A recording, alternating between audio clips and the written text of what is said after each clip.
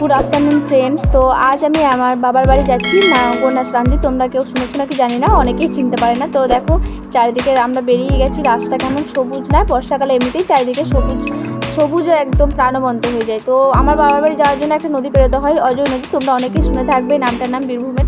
তবে দেখো বর্ষাকালে খুব বেশি জল হয়নি, মানে যেহেতু বর্ষাটা এখনও সেভাবে শুরু হয়নি, তো খুব বেশি জল হয়নি। তো তবে নদীটা কিন্তু খুব সুন্দর রূপ ধারণ করেছে, তাই না?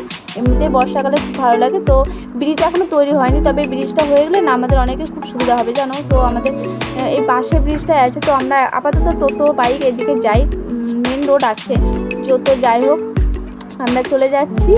তো সত্যি চারিদিকটা এত সুন্দর, আমি জাস্ট মানে শুধু তাকিয়েই ছিলাম, এত ভালো লাগছিল। তো আমি এখন যাব, তবে আমি থাকতে পারবো না, কাল চলে আসতে হবে আমাকে, একটা এমার্জেন্সি কারণে আমাকে যেতে হচ্ছে।